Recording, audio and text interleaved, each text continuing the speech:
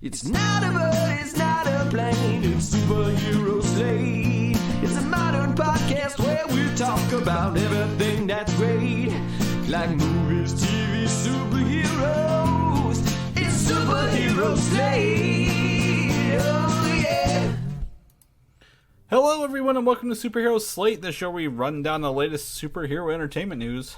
We love TV, movies, and sometimes superheroes, so let's talk it all out. Ooh, all the time superheroes. My name is Chris Dillard.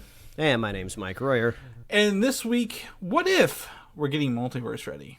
Yeah, did you read that as if what if was italicized? Because that's how I heard it, Chris. ... Mike. That is in the title. We'll talk more about that right at the top of the show. TMNT Mutant Mayhem reveals its voice cast. Surprise, surprise. Big list here. Heck yes. And we'll talk about that. The Mando returns on Disney Plus, and all week I've been doing that theme song. Like I've been whistling it. Like so once good. you hear it, you're like, oh yeah, there it is. But we'll talk about more about the Mutant. There's actually some news with the music on that later. Not anything that affects anything, but it's interesting. And more. Mike. It's one of those weeks. The music of Star Wars. I'm not going to say it's like underrated by any means, but I would say it's almost more unexpected, right? Because you always think of everything but the music first when it comes to Star Wars, but then when you're in it, you're like, oh yeah, it sounds so good. I love it. I would say, but if you hear the music, you know immediately it's Star Wars. I guess that's the other part.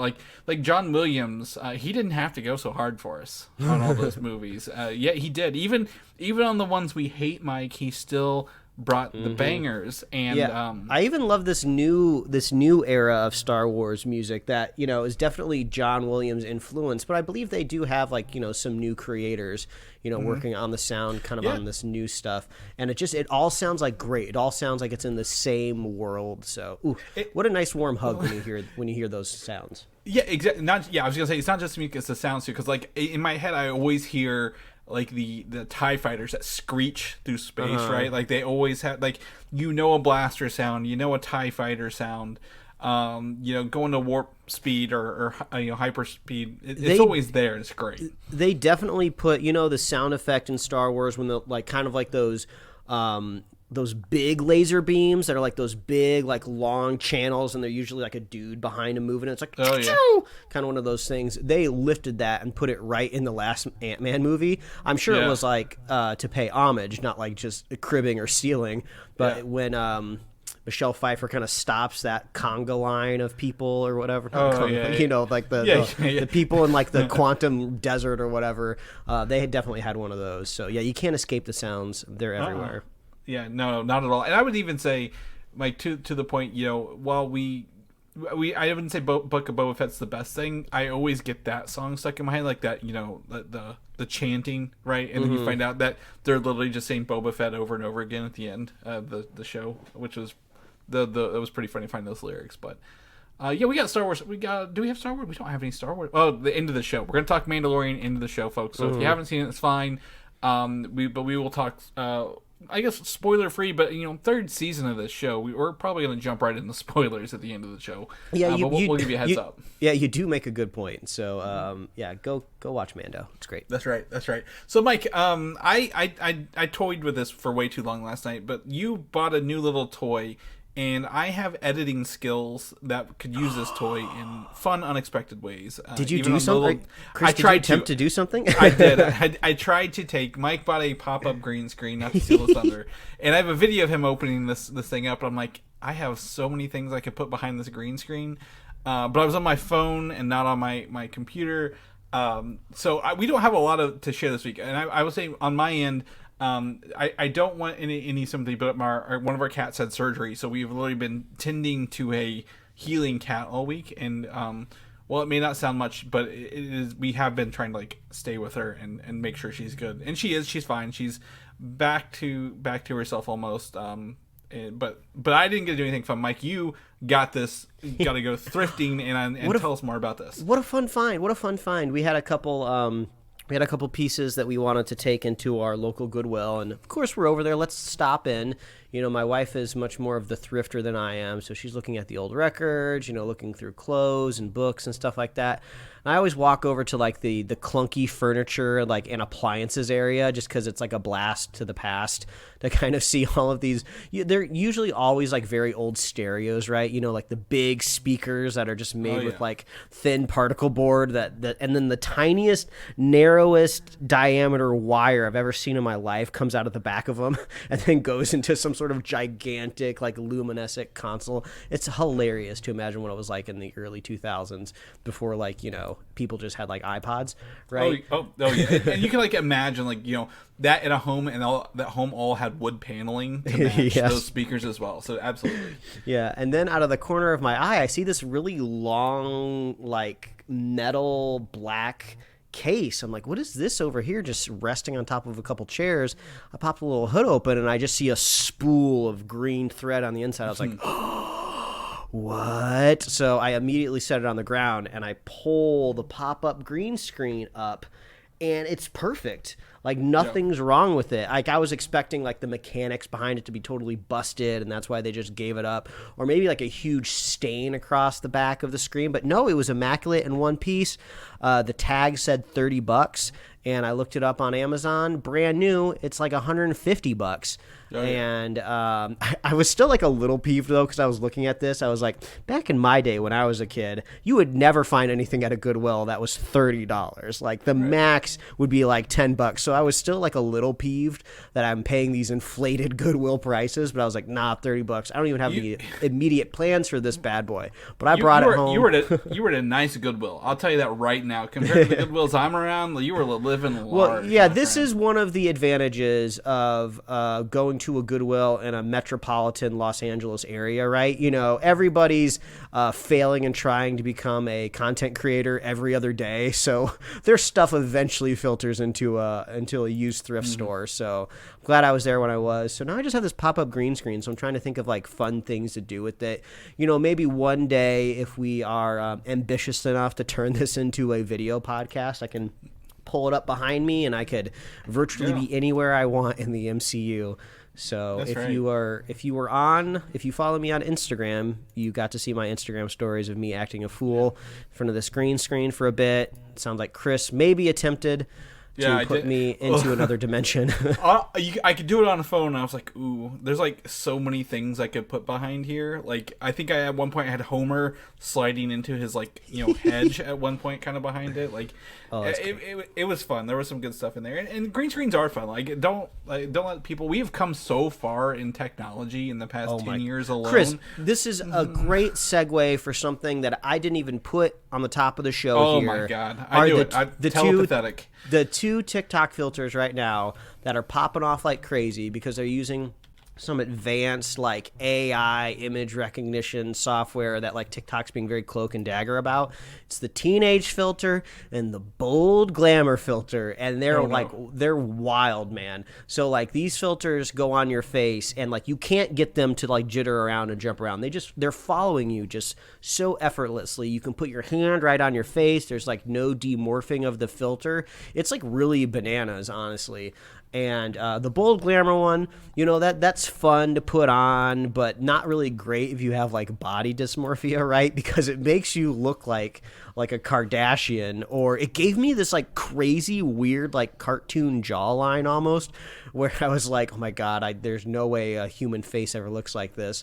But it just feels so effortless. But I think that one's a little less interesting. The teenage filter is wild, because if it works just right, it literally makes you look like a teenager again. So there's a lot of crazy videos out there where you see like these older people like that are significantly wrinkled. I'm not saying there's anything wrong with getting wrinkled, right? But they're very wrinkled. Their age and their past have just worn them down. They put this teenage filter on and they're just like amazed. It's like they're looking at an old friend that they hadn't seen in like 40 years, and it's like some of them get like pretty emotional, right? So go give the teenage filter a try. It's like a trip. It's weird.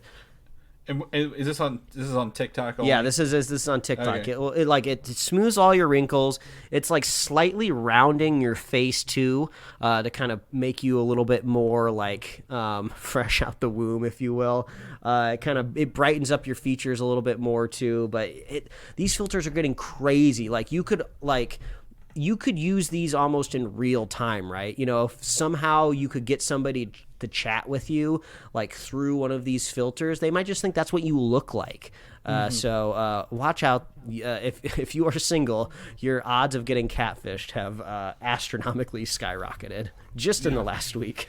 Yeah, well, we don't use TikTok in the house, so I didn't know about these filters, Mike. So thank you for keeping me they're crazy. Yeah, they're up to date with the kids. Well, like if you look past like the quirkiness of the filters, right, and like the TikTok ecosystem, it's more of just like from a technology point of view. It's like, these filters aren't just tracking your face anymore and like slapping kind of like, a virtual sticker on it that looks realistic, which is how they've all looked in the past. Like now they're using like machine learning and artificial intelligence to like make them crazy. So just be on the lookout. Nothing is real anymore. Back what I was going to say before Mike jumped into these teenage filters that everyone is trying right now is that I remember we used to have a very, very powerful computer and very, very specialized plugins to do green screen, right? And now you can literally do it on your phone. Like it's doing it live on all your apps. So I'm like, well, that's pretty fun. That's pretty It's like cool. built into Discord, isn't it? Yeah. Or no, OBS. Yeah, that's what I'm thinking. Well, OBS, Teams, Skype, everything has those now. So like they natively put those in there. So very, very fun, very cool stuff. So yeah, check that out. But let's jump into the news, Mike. Let's get into this because this is interesting to me, and you're gonna have to Google this because I had a link and the link broke because it was taken down. Ironically for copyright. But the What If series on Marvel, right? The multiverse. Season 2 will supposedly introduce a new character called Kahori, or maybe it's just Corey. I don't know how to pronounce this because it was revealed through a Funko soda line of things. Was that before they put the soda in a dump, or after? No, they didn't put any sodas there, just the regular Funkos. But like the interesting part with this is, this is for sale. You can buy this little Funko soda, but they have like taken like made people take this down for like copyright stuff. So I'm gonna actually I found an Instagram link. I'm gonna link it in here, Mike. If you can't find it. So literally it is a Native American character, right? I would say it can like a Pocahontas. And this character has never been in the MCU or comic books to date. So they're creating new characters for the What If show now, which is great because we've always wondered, like, it's not just, hey, what if, what if, was it Killmonger, became Iron Man's body? Like, all those ones were kind of silly, right? Like, they didn't really do a whole lot. They just used what we knew and changed them a little bit. Like, this might be even lead into what people are rumoring, a Marvel 1602 universe that we see in What If. Like, the comic books, like, the year is 1602. What if all the Marvel characters existed then instead of, the 2000s? Yeah, that could be it. This is very interesting, right? I don't think we've yet kind of broached this topic of, the MCU kind of being big enough on its own to just make characters out of thin air. They've all kind of been supported by the comic books at some point in time. Yep. So, I think this is interesting. The character design looks pretty cool, I would say, with the bold, like, kind of blue and white colors. Yeah, I'm down for this. Yeah, absolutely. And another rumor that had kind of popped up was that this might be related to possibly Echo a little bit, knowing that she's got kind of Native American history in the comic books and TV shows, or maybe even the colors for this are Valkyrie, right? Maybe is this an Earth Valkyrie, like a Midgard Valkyrie? So I don't know. We'll get more as we go here. The other part of the What If news this week is that the third season of What If, that we know they might get 3 or 4, at least the third will wrap up the show. And this because the multiverse saga will conclude with the Kang Dynasty and Secret Wars, which is about when the third season of this would drop, Mike. So no need to dive into a multiverse whenever you wrap up your multiverse saga, right? So no need to carry on the show beyond that. Yeah, I wonder if maybe they'll kind of reconfigure the kind of animation production teams to maybe take on other animated projects that are outside of a what if realm, or maybe. I mean, three seasons for anything nowadays, right, is like an accomplishment. So we can't necessarily go along the path of just like, oh wow, it only made 3 seasons, you know. I would just think that maybe they're just okay, like you said, they did their what if fun. Let's move along. But just to clear up earlier, I wasn't saying they should just throw this character into the garbage. Oh yeah, the Funko. I was referencing some news Chris sent me last week of Funko dumping a lot of its inventory into the landfills. they had the company Funko had I guess a company overhaul. They're sitting on too many products in the warehouses and they're just gonna trash it right off as a loss. So that doesn't say anything about Funko as a whole. I think they're still kicking. They're still putting stuff out there, but I believe it had to do with all the stuff like during the quarantine and pandemic. They just set in containers, so by the time they hit, it was too late, and like they missed the window of things releasing. Yeah. So the value tanked. Yeah, it is kind of funny because we're hearing about all of these companies doing layoffs because they have all of these extra employees that they just thought the pandemic was going to be around literally forever, and they could justify keeping all of this fluff, right? Not to degrade somebody's job and call it fluff.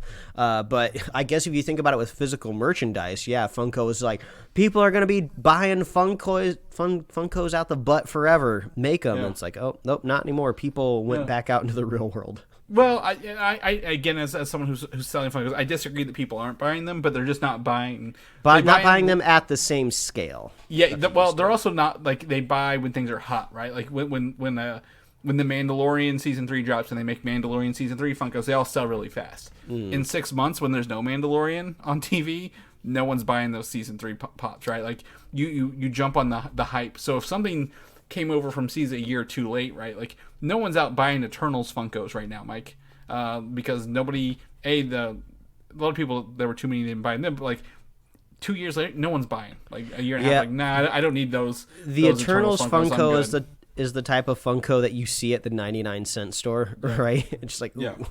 Yeah. So they're out there, but yeah. Anyway, thank you for clarifying, Mike. Not that the character belongs in the trash, but Funko's doing a lot of stuff in the trash. What if season 2 might be this year, might be next year? We'll keep you guys posted on when that comes out. Moving on, this is a double topic here. We're gonna talk Hulk / Namor. As everyone who's listened to the show for a couple months even knows, Universal owns the distribution rights to the Hulk movies and anything with Namor solo films, right? Mm-hmm. So this was a deal made with Marvel back in the day before they were big, before they had money.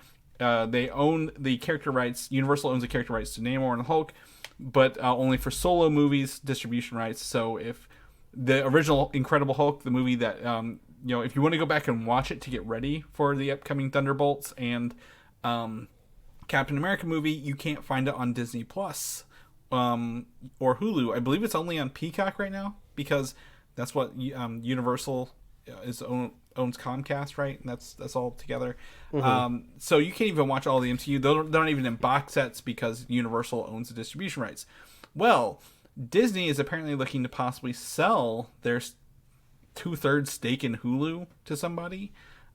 Which is wild for me to think of, right? Like, I figured they would just buy it all out and own it forever. But if they sell it, they could look at acquiring the Hulk and Namor rights back from Universal Comcast. Because Universal and Comcast, I believe, own the other third of Hulu along the way. So maybe it'll be like a little bit of a handshake deal. Like, we'll sell our controlling stake in Hulu, but you're going to have to toss us a little bit our way. Yeah, we'll cut you a deal, but we want these 2 movies. That's why you never see a Namor movie. I believe that's why Namor is not the primary character on a lot of the advertising for Black Panther Wakanda Forever. I believe that was part of the deal. Right now, Comcast could put any of the... If Marvel made another Hulk solo movie tomorrow, or a Namor movie, tomorrow... Literally, Universal would be like, yeah, we can distribute these. We can do anything we want with them. You have no say, Disney, no matter how big you are. So it's really funny. It does make me wonder, since obviously, as we always say, we'll never know the final details of these legal documents, right?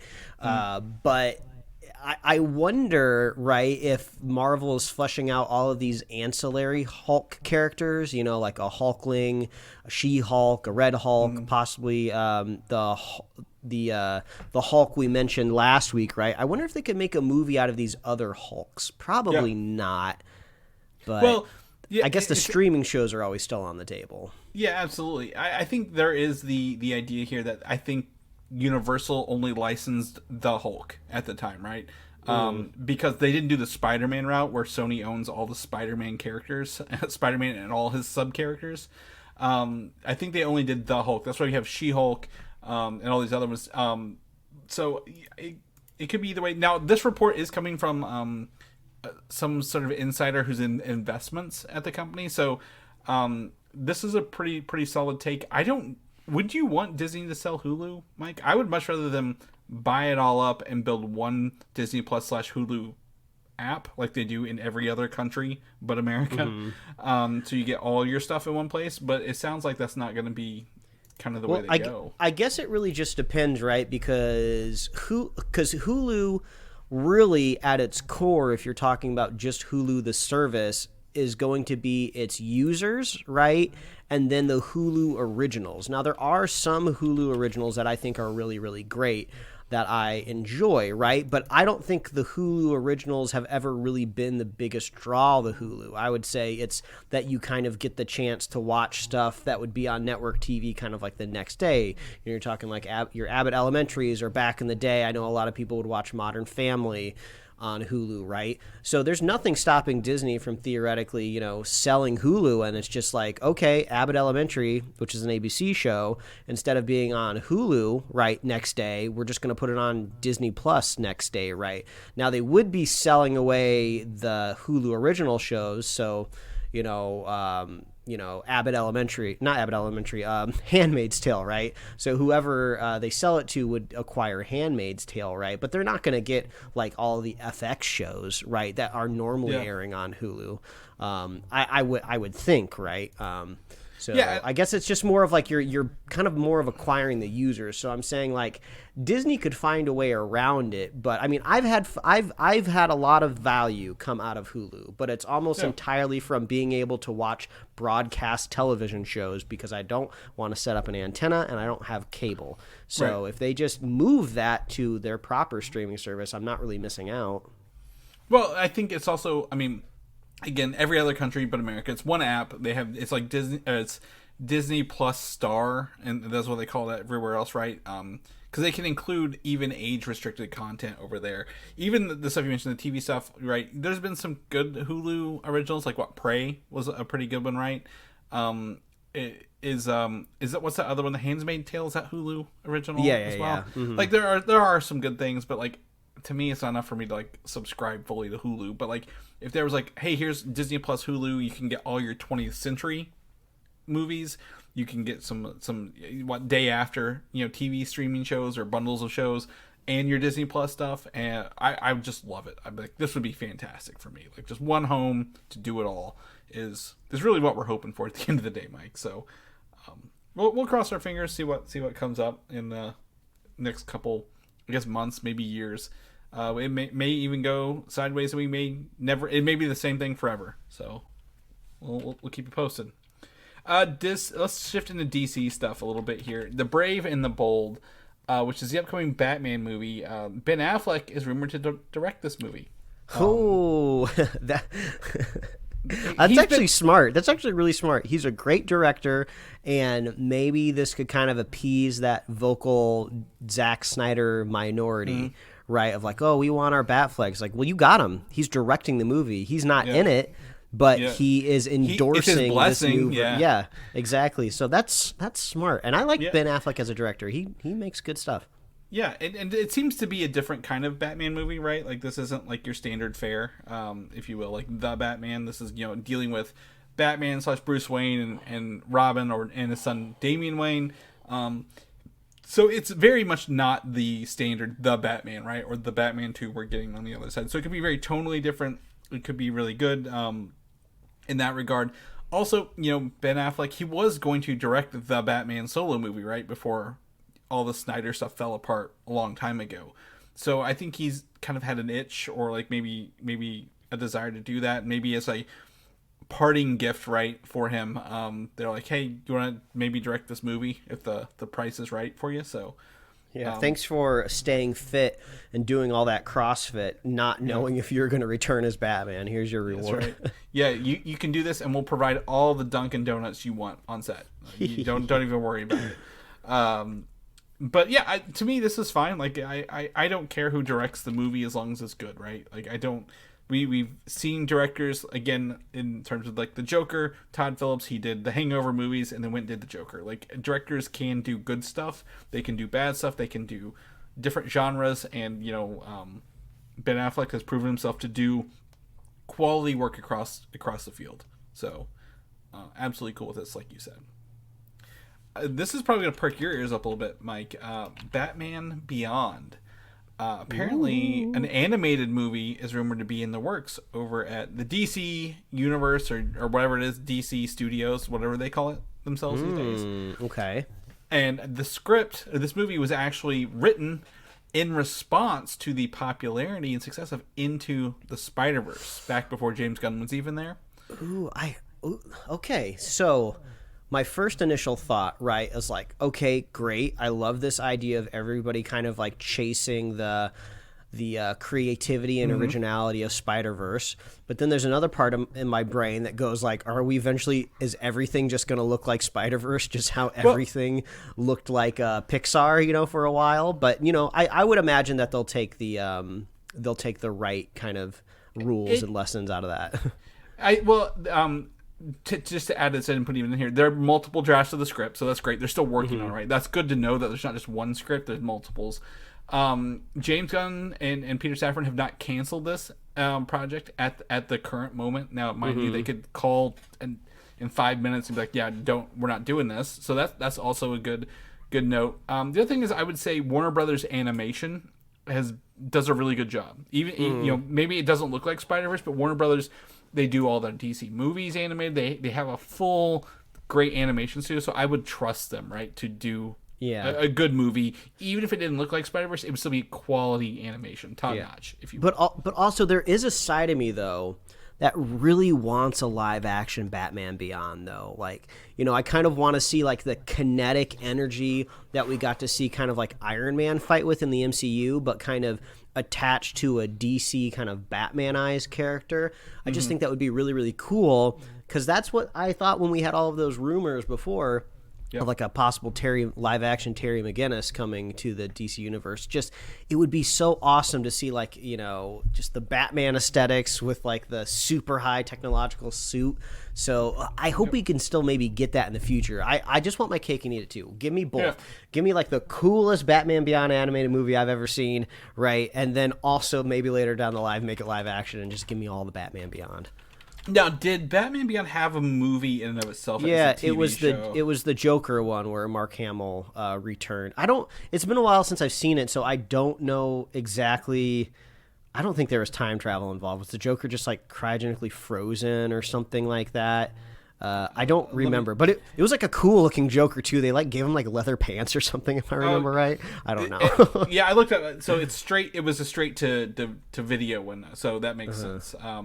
Because I know Mask of the Phantasm went to theaters for a little bit. Now, an animated movie, 20 to 25 years after this show, I think a lot of people would be, hyped for this, right? When we went to San Diego Comic-Con in 2019, people were at that panel hyped for this. You put out animated live action, people are going to flock towards it. Now, I will say the one sucky part of this is with the death of Kevin Conroy, we don't get that Batman back in this, right? So when they make this movie, do they recast all the characters? Do they try to say, hey, look, we can't, we know Kevin Conroy's right here, we don't want to try to replace him with a sound-alike and everybody else is the same? Do we go, I guess, a little higher on that notch? Like I don't know, maybe they get their Batman in the DC universe to voice it, right? And then they have Terry, they can bring back Will Friedle back as Terry McGinnis, but Chris, I'm sending you a joke that only works in a visual medium,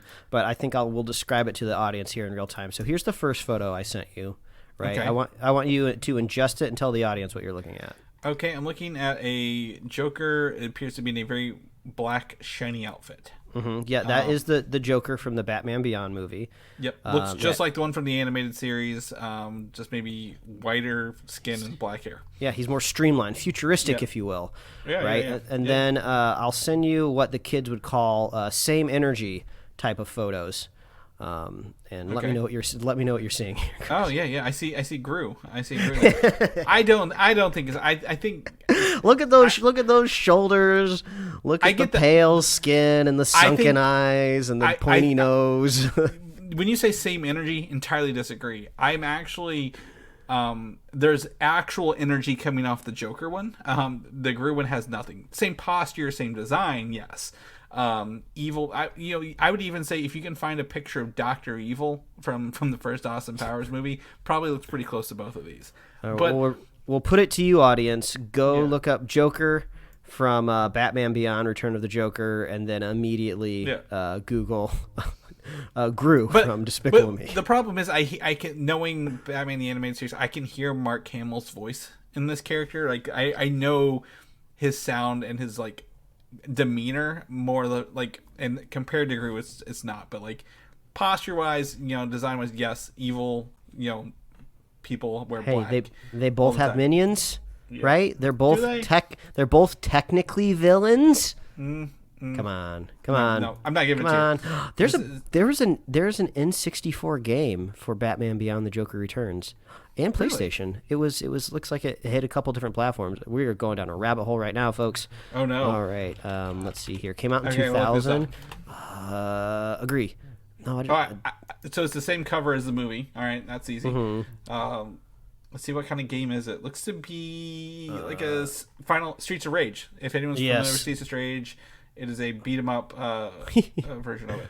I'm looking at it right now, and it seems to be the cut scenes are just stills.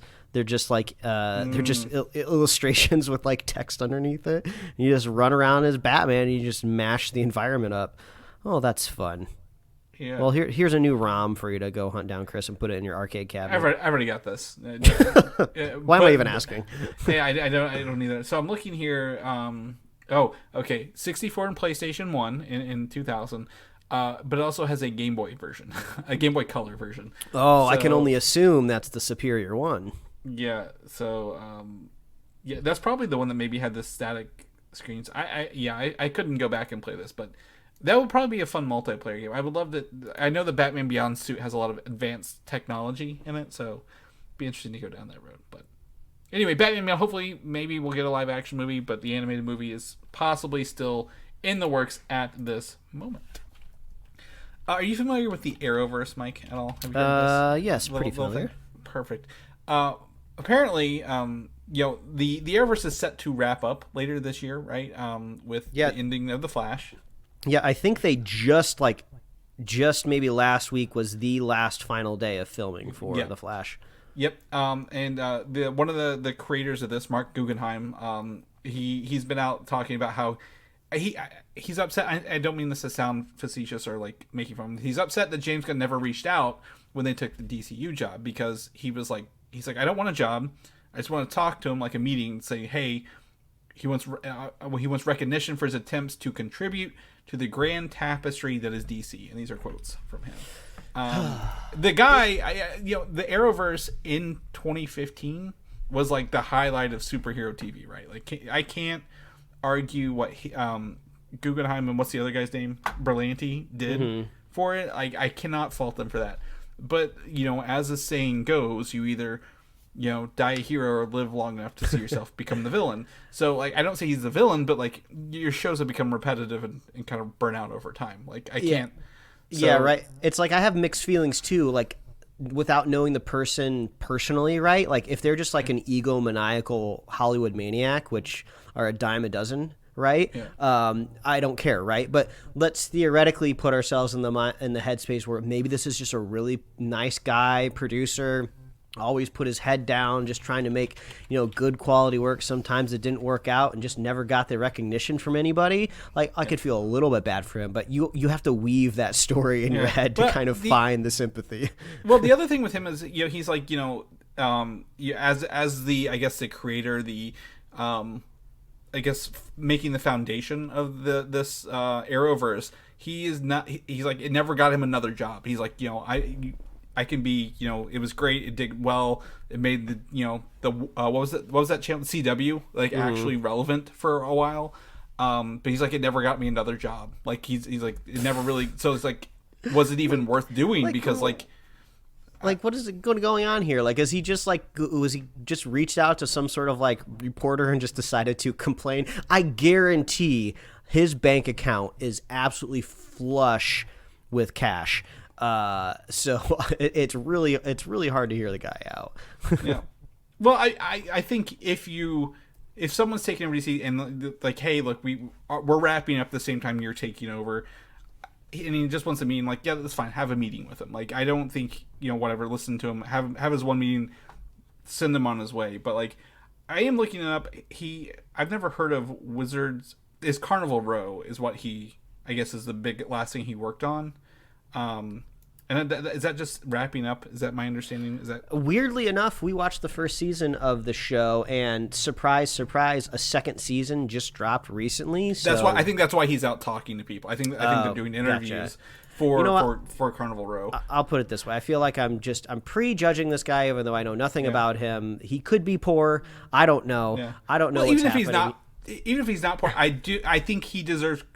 For the era of DC that he did do, he did a good job. I think good going, Mark. We appreciate your service. I think he'll have always reverence from the fan base for helping kind of put this world together, right? But I wouldn't necessarily say he's owed a conversation from a new boss that's actually technically not even his boss.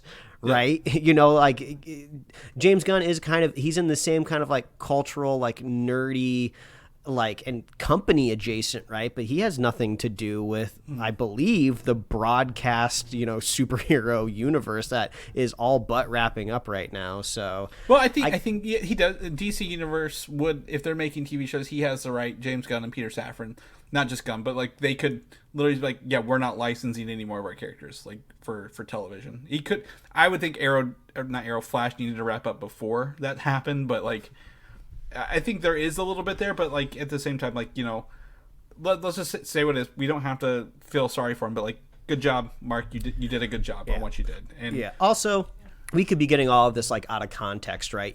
He very well could have said these words in an interview, but maybe it was just like kind of offhand, right? Of just like, oh, well, has James Gunn talked to you at all? He's just like, no, haven't really heard from him. Not really sure what's going on there. It'd be nice to hear from him. Yeah. And then like, that was it. Yeah.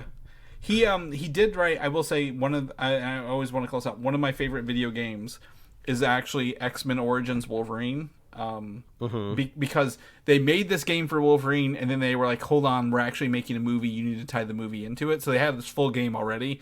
So if you ever get to play that game, it's one of the best video games ever, based quote unquote on a movie. Even though the game was done a year before the movie came out.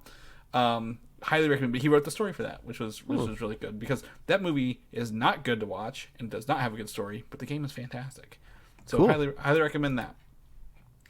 Moving on, surprise, Detective Pikachu is getting a sequel. Mike, didn't see this. Yes, finally. Jeez. Did we talk about this recently? How they were like? I don't remember if it was recently.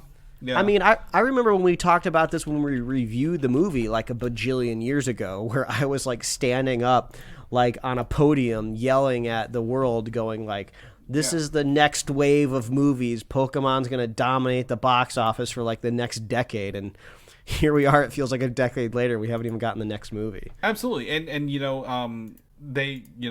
Pokemon hasn't died down. It's still a billion-dollar industry, right? Like it will always be.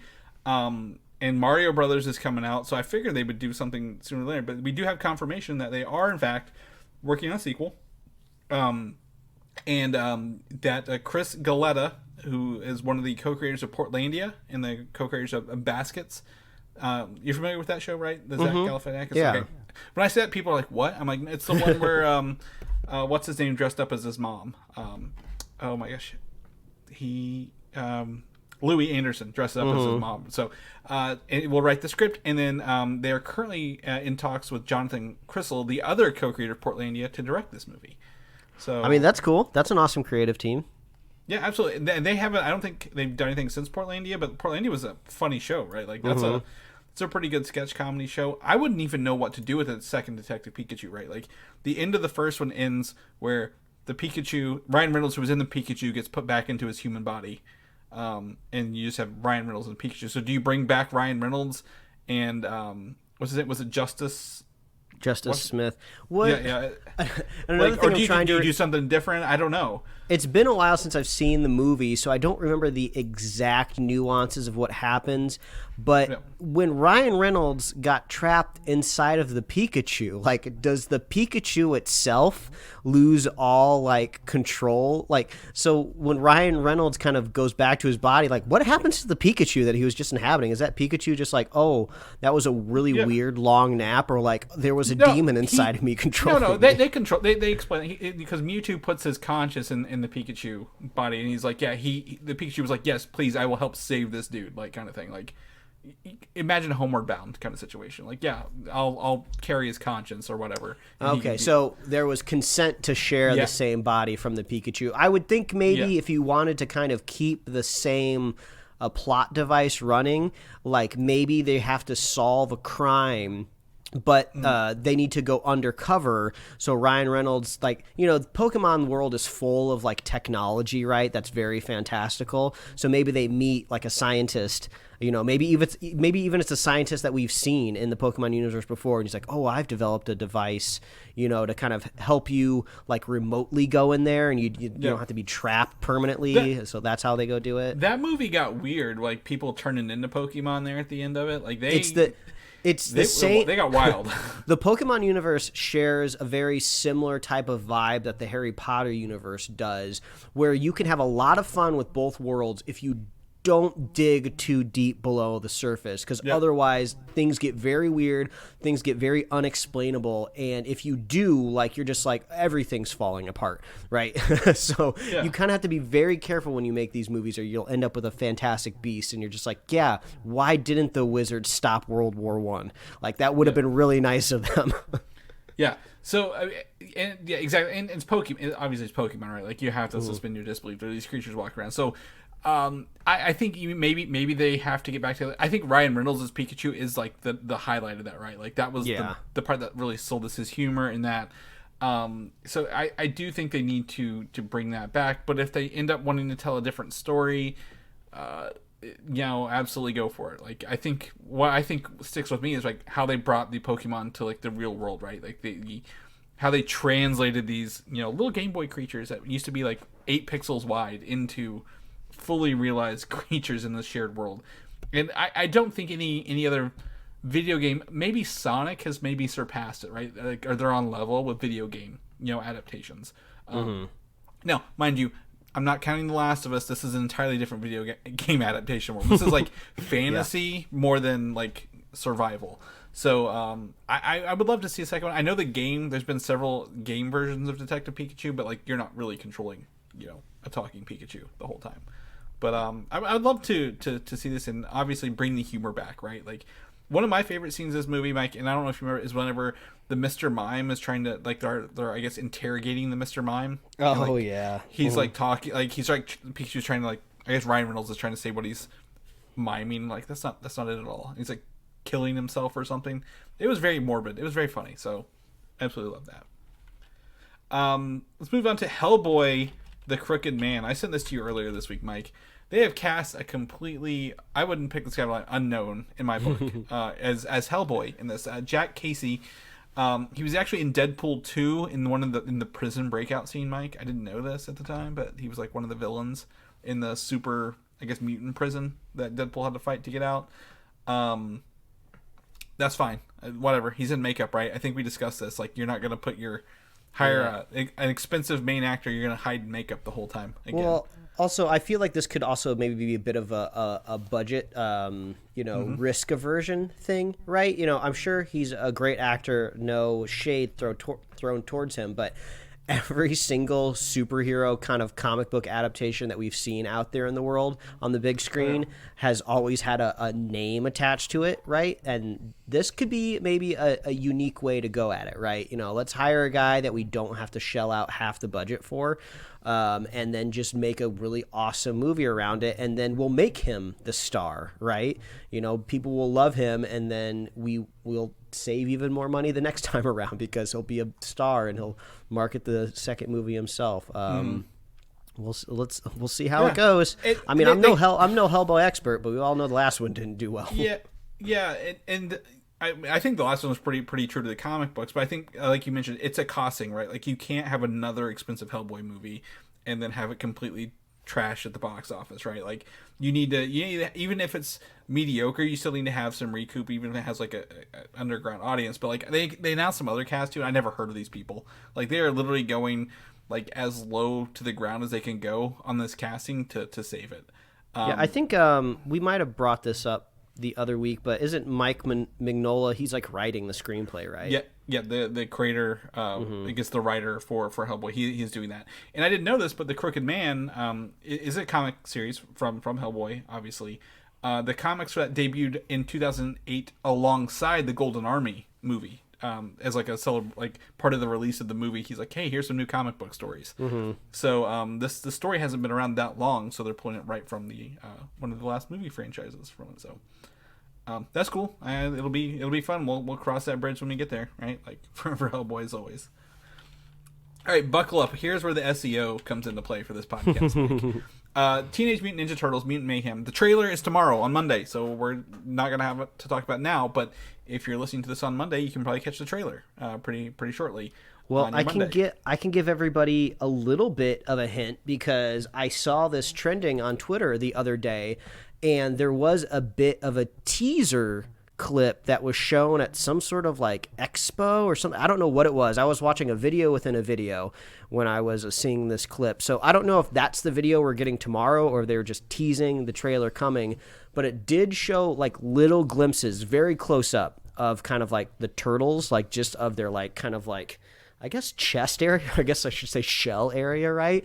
So you got to see a little bit of the animation, and just the little glimpses that I saw were like super awesome. I'm very excited. It feels kind of very like Puss in Boots, Last Wish, Spider-Verse, Mitchell's Machine, all that vibe. I got all of that just in those little clips. So I'm so stoked for tomorrow. Yeah. So, and with that, there was some awards this weekend, and they announced the voice cast for this movie at that award show. So I will go ahead and tell you the Turtles, all of them are voiced by actual teenage voice actors. Which is crazy, right? I'm no Turtles historian, right? But this is maybe the first time they've ever done this. That is correct. Yeah, and like I think like technically, right, on paper, they're teenagers. They could be like 13, 14, maybe 12. I'm not familiar with the kids. But I did see their pictures, right? But it's funny because in our heads, I think when adults picture teenagers, they're always picturing 20-year-olds that play teenagers in the movies and TV shows that they watch. So, like, we've never really seen a literal interpretation of the word teenager.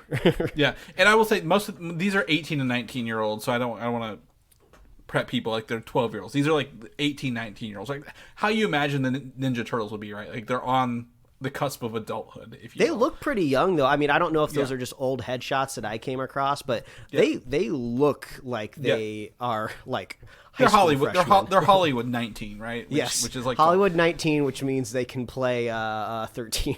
Yeah, but I did double check them online because I'm like, I don't know who the hell any of these people are. So there's that. But we're gonna get into the ancillary cast. This is where the names really come to play for us.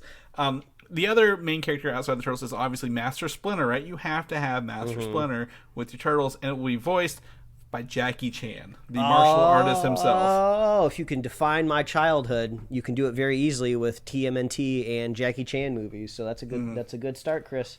That's right. And this list is out of order, but I'm going to go ahead and pick the next two. Who are always the next two Turtle people that you always have to deal with? Bebop and Rocksteady. Yeah. Mm-hmm. Okay, so Seth Rogen, the guy who's in charge of this himself, will be voicing Bebop. Obviously, we saw his character with the toys last week, and John Cena will be Rocksteady. Yeah. Yes, absolutely.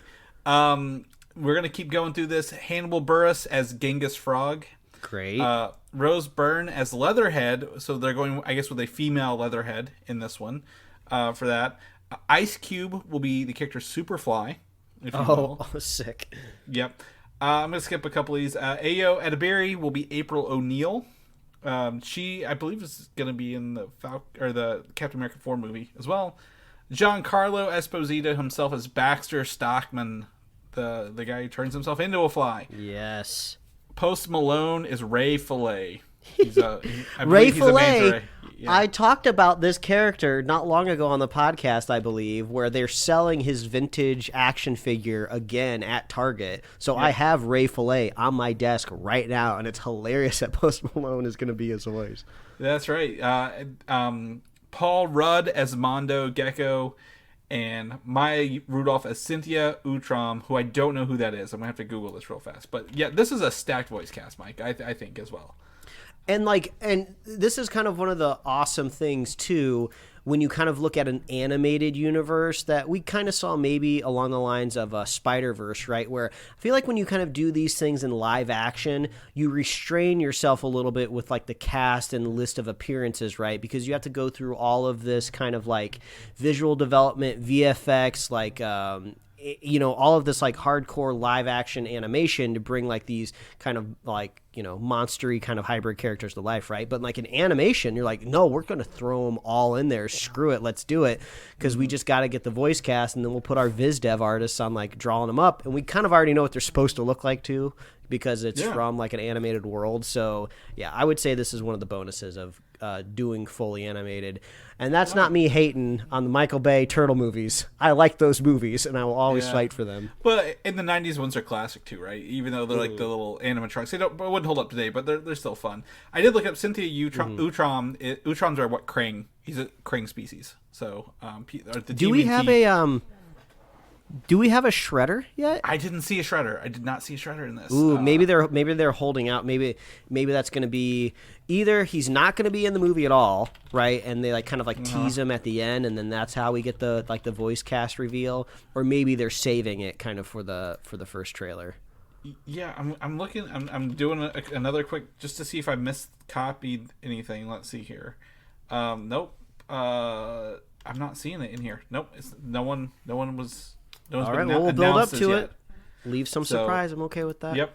Trailer tomorrow. Very excited to watch this. Revisit that a little bit. It's it is the I guess the Turtle TMNT-a-thons, right? You can buy these toys everywhere. We talked about the crossovers last week or 2 weeks ago for like way too long.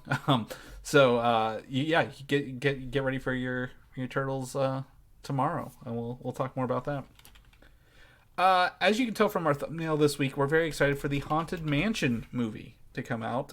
A good one. This is not your Eddie Murphy Haunted Mansion from 2003. This appears to be a really, really, I would say not craftily made movie, but like someone who really likes or really admires the Haunted Mansion ride at Disney World, right? And they've made this movie, and it looks spooky. It looks scary. It's got another great cast as well.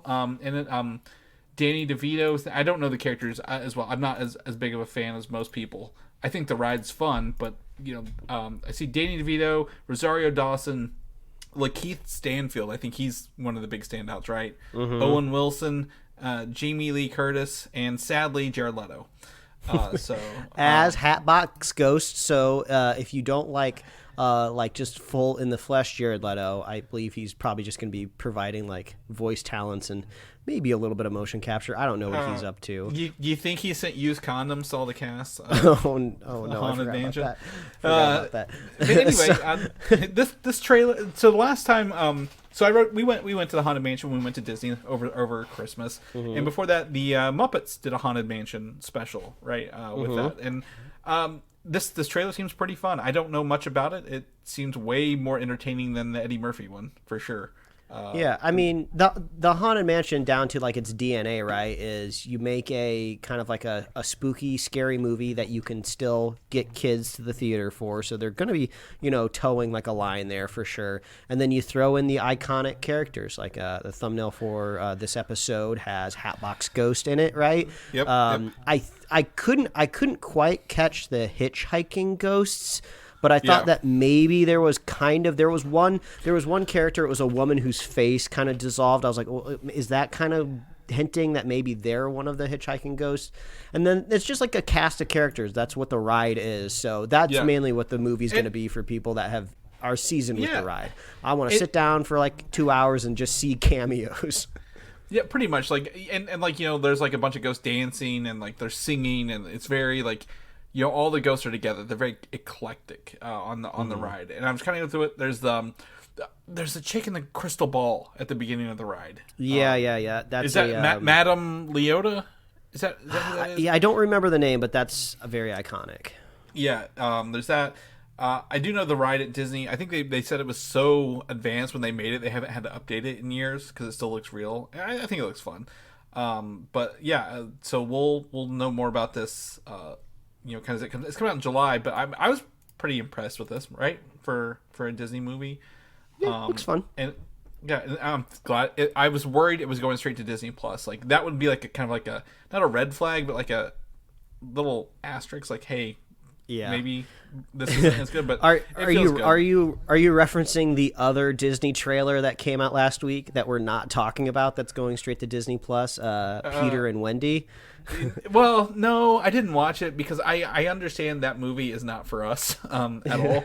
Well, I think if we were to talk about it, which it sounds like we're vaguely talking about it right now, vaguely. The only thing I would bring up is like who is choosing how to color grade and color correct movies nowadays. It just looks so muddy and lifeless and devoid of joy, which is the opposite of what Peter Pan should be. And Peter Pan's like very colorful, right? Like he's wearing green and he's got a red feather in his hat. And it makes sense that you maybe would see those colors, right, in like the London scenes, right? But once you go to Neverland, you should be taking that saturation slider all the way across your three monitor setup, right?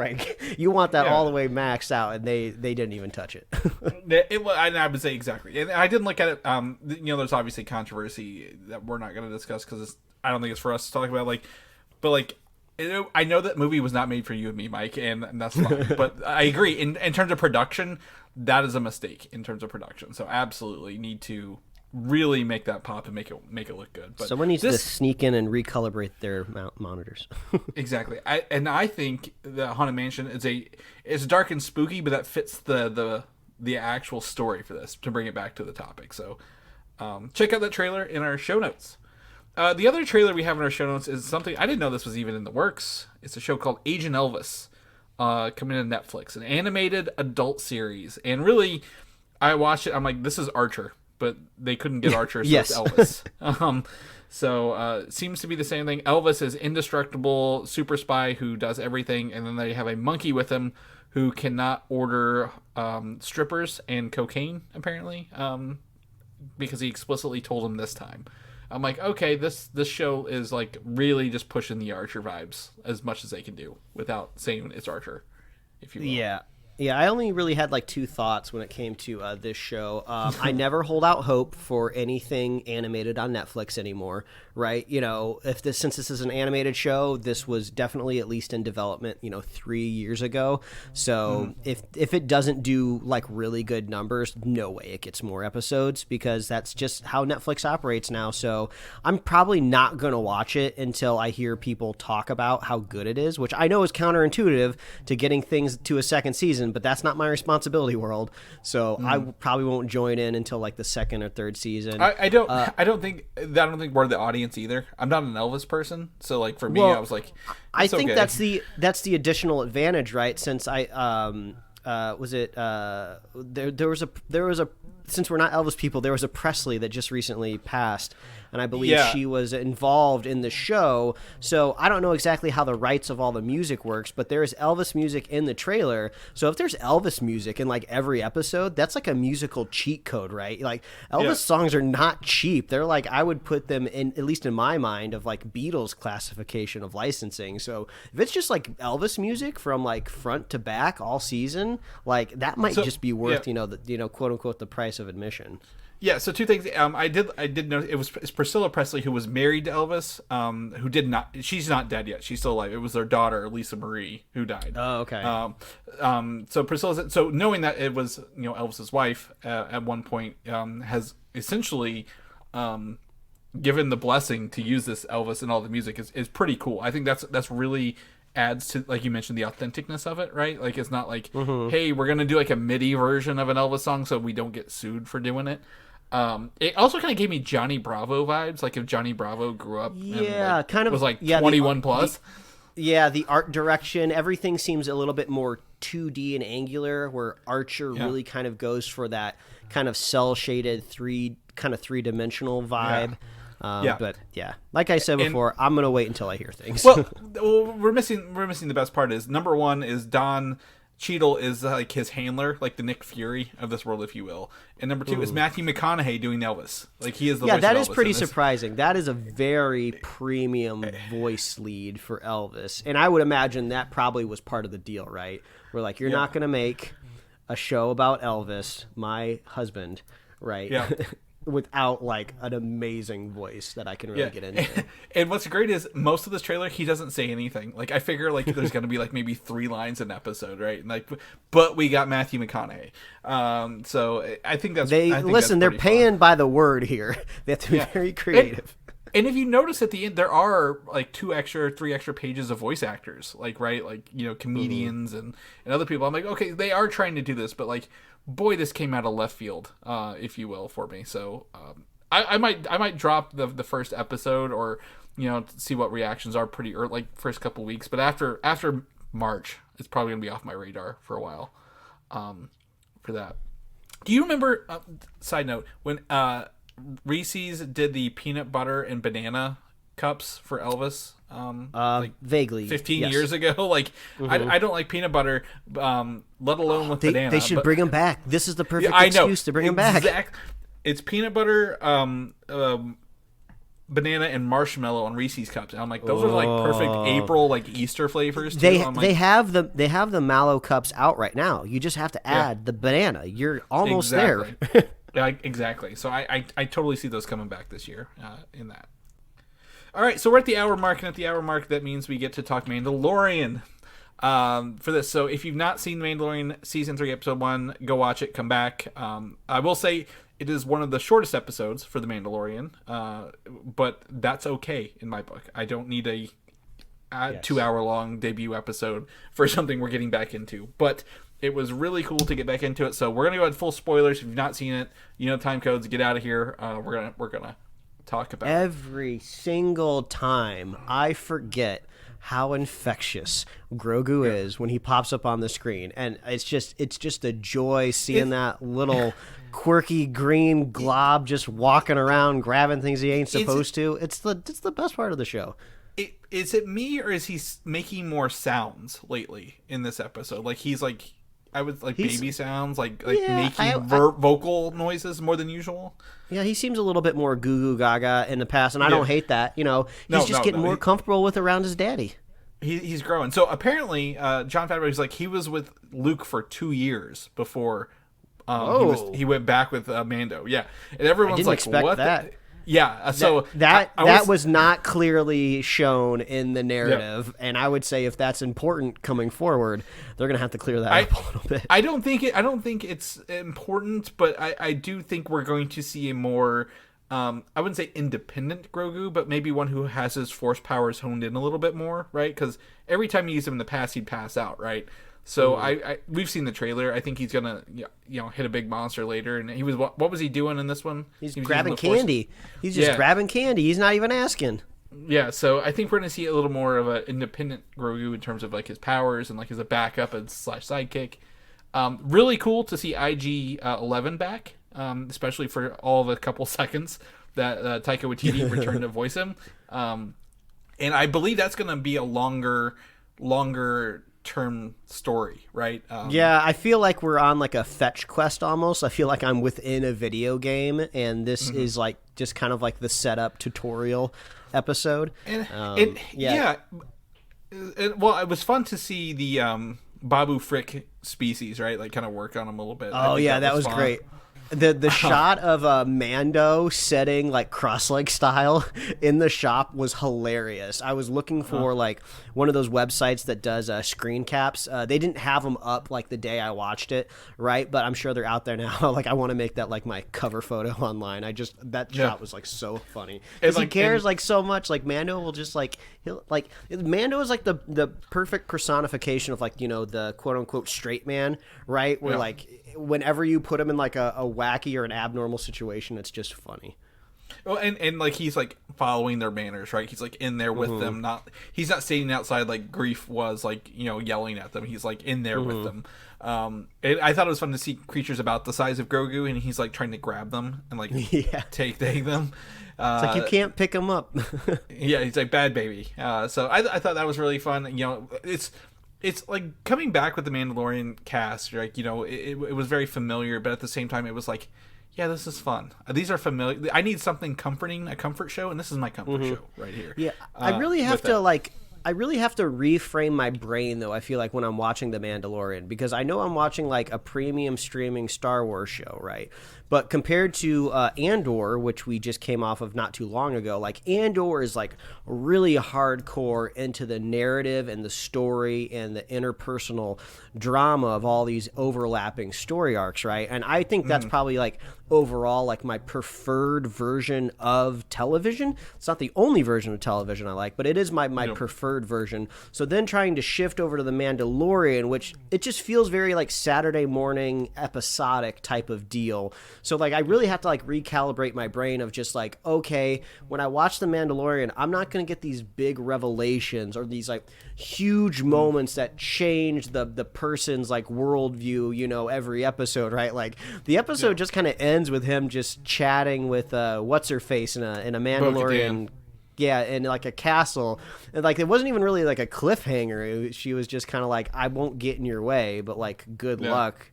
There's poison down there. So I just kind of have to reframe my brain. I'm not saying it's bad, it's just very different.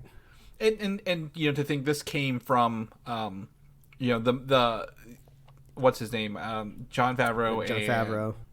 What's the other guy's name? Where's Filoni, who is used to using episodic cartoons, right? Like that's his world. Like, and I, you know, what was really cool is like we pick up with all these characters. Like, I didn't feel out of place, right? Like, it didn't feel like we hadn't watched this show in almost 2 years ourselves. I was like, oh, this is really fun to, you know, we get to see Bo-Katan, we get to see, you know, Mando and the ship and Grogu. And I think the next episode is going to, again, kick up some action, right? Like, you know, I think, you know, you and I have talked about this. We've heard things about the second episode. And it's supposed to kick up some action. Really excited. I like that they're just going for it as well, right? Like, you know, you mentioned a fetch quest, but at the same time, like, they kind of skipped over IG-11 thing. Like, okay, great, but now I'm also going to Mandalore. Like, I'm not messing around. Like, right? He's like, I'm going to go to Mandalore and figure this out. And I don't think we're going to have to wait long to see that planet with the way this ended at all. Yeah, and I'm really curious what it's going to look like, what's going to be left over there. Now we have an explanation why nobody's been there, because there's this possibility that it's been poisoned, which just made me think of WALL-E, because we rewatched it the other week. So I was like, oh, this is just WALL-E. They're looking for signs of life so they can go back, which I thought was pretty funny. I get it story-wise, but I'm just like, this blacksmith just needs to cut Mando a break. She's just like, he literally saved all of you from a gigantic meth gator, right? And like, you guys are just like, no, you're not back in the club. It's like, what's a guy got to do? I forgot the intro because I was watching and my wife and I were like, is this like the Mandalorian's, like, is this his first time? Yeah, he got his helmet, past or present. And then it happens, and then I'm like, no, this is modern time. Like, I got it, and I'm like, I bet he comes in and saves the day, and then there he was with the ship. I was like, you gotta pick a better place to have your picnics, man. Like, if there's a giant gator threat, like, just go like across the way. There's gotta be a smaller body of water that's less just do it. Less lethal. Do it inside. Do it inside. Yeah, no, don't let them know you're there. The other thing I'm just gonna say, which is a really fun Easter egg for Rebels and the possibly the upcoming Ahsoka show, is when early on in the episode they're flying through hyperspace, right? And you get to see hyperspace, and it looks like there's these whales out in the hyperspace, like these creatures. Those are Purrgil, which are actually from the Rebels show and the Ahsoka show, because those are what not Ahsoka, Ezra Bridger uses to take him and the Thrawn away into the Outer Rim, away from the planet. So it's really, really cool to see that for the first time in live action. My mind went to the Solo movie when they're doing the Kessel Run. There's like some sort of galactic creature out there. I didn't assume it was the same one, but I was like, oh yeah, they have kind of established that there are just creatures that live in space. I mean, we do get to see it right in the original Star Wars trilogy, but the monster is technically living in an asteroid, so you could say that like it actually lives there, not in space.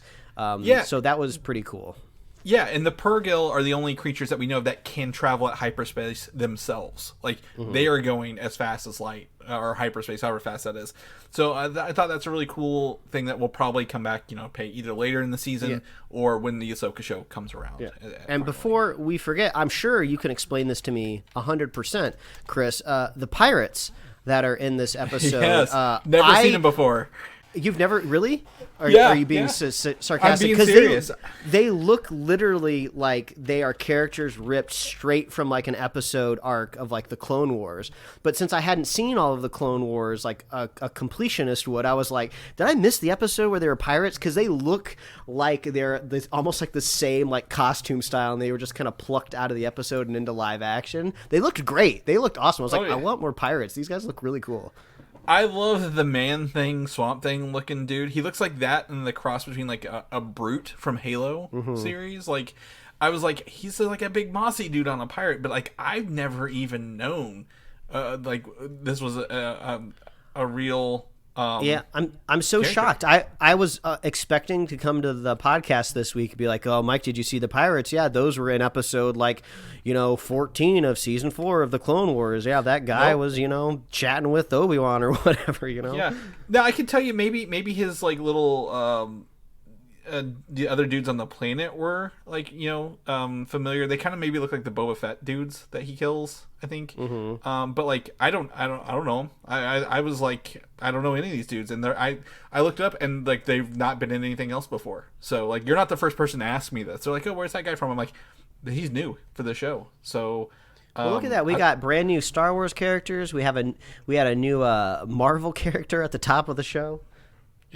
Yeah, so it's almost like we're saying Hollywood can do new things if they want to. Yeah, absolutely. And I was down for it. Like I don't think this dude is going to just be a one and done either. Like this mossy dude. Yeah, they're gonna come back. They don't go to all that trouble of designing like a cool looking giant pirate ship and this green grassy captain, and they don't come back around. Yeah, absolutely. Yeah, I looked it up again just to confirm. First appearance, Mandalorian, Chapter 17. Well, so all right. Yeah, absolutely. I think that was cool. I honestly felt good to be back in the Mandalorian era. Short, 35 minute less episode. Really, really good. I do say the one thing I want to say is Ludwig Göransson provides the themes, but he is no longer the main composer for the episodes. He's moved on to do other stuff, and that's fine. I didn't notice, huge differences throughout the episode, right? The intro and outro themes all the same. So, I'm glad he set the pace, and whoever's picking up is doing a good job in the interim along the way. And we are back for how many episodes? I believe it's 8. So we got, idea. I think it's 8 episodes. How many episodes of The Last of Us are left? That was what I was going to ask you. Is it after? Is it 2 after today? I believe there's 9 episodes of The Last of Us total. I don't remember what episode airs tonight. Maybe it's 7 airs tonight, and there's 2 more after that. I'm not entirely sure. 1 second. So 7 is tonight. So yeah, 8 and 9. Okay. So 2 more after this. So I knew it was getting close. I was like, they're in snow territory, and snow territory is the back half of the game. Yes, correct. So that was cool. So yeah, I hadn't been following up on that, but yeah, so great. We're in a renaissance. Bad Batch is still going, by the way, and I'm caught up on it. Very very fun. One of the voice actors is Yuri Lowenthal, who does the voice acting for Spider-Man in the games. And like the PS4 PS5 games, and as soon as he showed up, I'm like, I know who that is. I'm like, I can't not see Spider-Man around this character. But he played a really good character in that. Yeah. So for that. So, but yeah. Anyways, anything else, Mike? I think that's it, right? Mandalorian. No. Every week. Yeah, good point, though. Last of Us is wrapping up soon. I'm sure we'll do a season wrap-up here in a couple weeks, so stay tuned for that. And then in 2 weeks, I think we'll be talking about Shazam, Fury of the Gods. And my wife finally watched the first one. She hasn't seen it since it came out. She's like, yeah, it was funny. I'm like, well, you teach 5th graders, so... I think that's wow. Right. Shots that's fired right. by Chris. No, like that's like her humor, her audience. Like she's around that all the time. I'm like, Shazam would be a great movie. Not for shots, graders. Not shots fired at your wife. I was saying shots fired at the Shazam movie. Well, that's fine. I mean, have you rewatched it since it came out? I have, yeah. Okay, all right. When? Oh God. Exactly. No, I'm kidding. I'm just messing with you. So yeah. 2 weeks. 2 weeks is Shazam, and then after that, I want to do Mario Brothers. I mean, I know. It's, we gotta. I mean, that's our whole super in the right? name, right? Yeah. I mean, I just picked up. I don't know. Maybe was it this week or last week? All 3 copies of Mario 1, 2, and 3 on NES cartridges, secondhand. I was loving it. So, yeah. So yeah, good point there. Anything else? We good? Yeah, I think that's it, man. All right, people know what you're up to, what you're doing. Where can they find you at? Well, they can find me at Mike Royer Design on Instagram, Twitter, and TikTok, and you can read my webcomics at pickledcomics.com. Chris, people want to find you. Where are you? You can find me on Twitter, Valdan, VALDAN, or Instagram, Valdan87, if people know more about the show. And get ready for these reviews. Listen to our older reviews. Where can they find those at? As always, all you got to do is visit superheroslate.com. That is the headquarters for everything we do over here at Superhero Slate. And you can find our awesome show notes over there. Chris had some awesome links in the notes this week, so you can hit that up at superheroslate.com. You can find us on Apple Podcasts, YouTube, Spotify, wherever else you love to listen to fine podcasts. All the way over there. Like us on Facebook, follow us on Twitter and Instagram, and you can get merch at superheroslate.com/store. We love it when you reach out and tell us what you think about the show. Super fan of the show, Jeremy Penn, reached out, gave me his thoughts on Ant-Man and the Wasp, Quantumania, and then super fan Jim, of course, always in my DMs sharing funny gifs, and I always appreciate that. So what I'm saying is feel free to slide into our DMs and do goofy things. We appreciate that. And if you want to be a super fan, that's really easy to do. All you have to do is share the show with a friend, share the show with a buddy, and we will be here every week, folks. That's right. Or pay $15, and we'll give you that check mark. Super fan status. Yes, there you go. And we'll see you next week. All right, bye, everybody. Thanks for listening, and don't forget to subscribe.